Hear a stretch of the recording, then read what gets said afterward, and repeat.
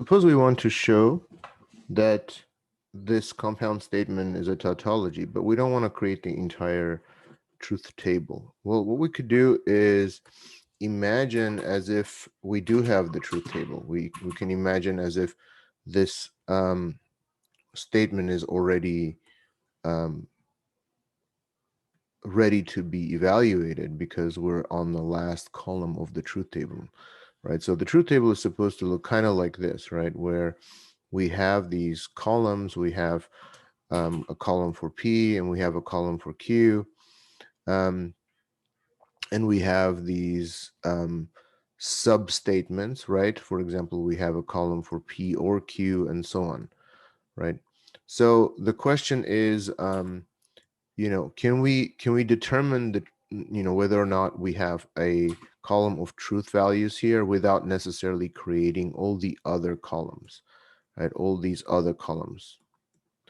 And the answer is yes. So what you do is you imagine as if it is a tautology and then try to figure out if it leads to a contradiction, right? So now what would it mean that for it to be a tautology? Well, it would mean that this entire conditional statement is true. Now you can see that we have a large conditional statement where you have this portion here, which is the antecedent, and this is the consequent, right?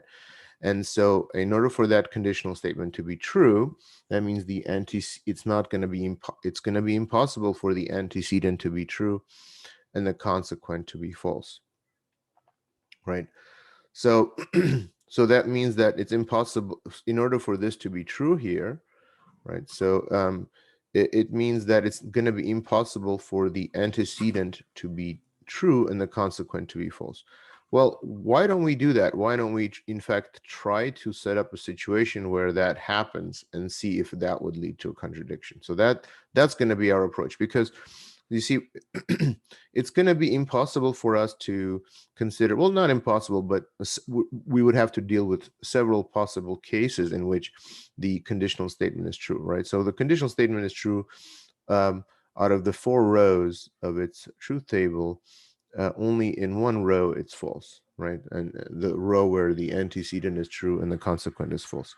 So let's investigate that row. Right, so let's investigate that possibility where the antecedent is true. Well, what is the antecedent? Well, the antecedent is this, is this conjunction. Well, let's suppose that happens, right? So what we want to do, again, is we want to imagine as if this is, in fact, false now, right? So that's what we want to do. We want to imagine as if the conditional statement is false.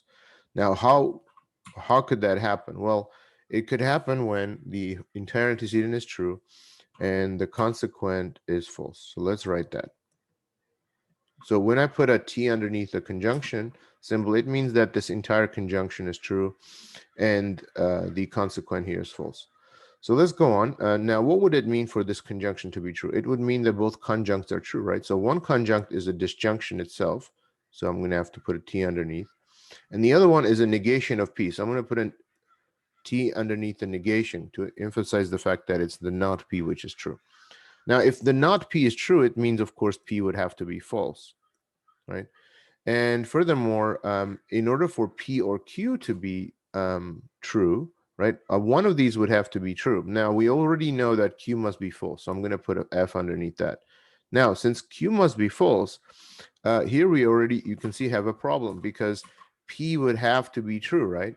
P would have to be true, and you can see right there the contradiction, right? The contradiction is right here.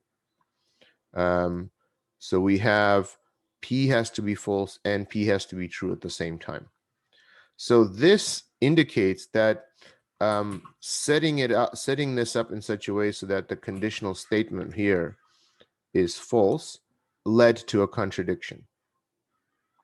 Okay, which means that this could never happen, that this row where one of the where the entire statement is false, that could never take place, right?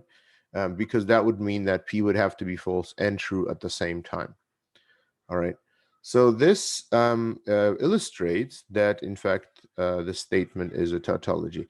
Now, to properly do this, we should technically write all this down, right? So we should technically write down in paragraph form what we did, right? So we could write something like this. In order for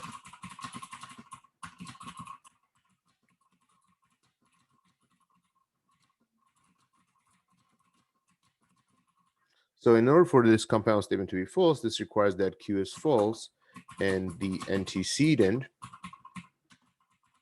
is true.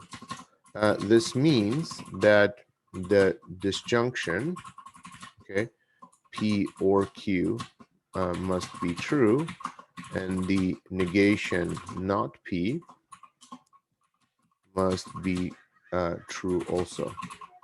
This implies that P must be false. Um, um, must be false. Okay.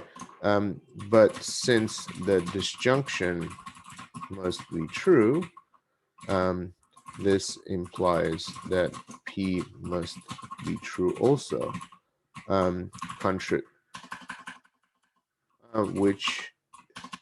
Which is a contradiction.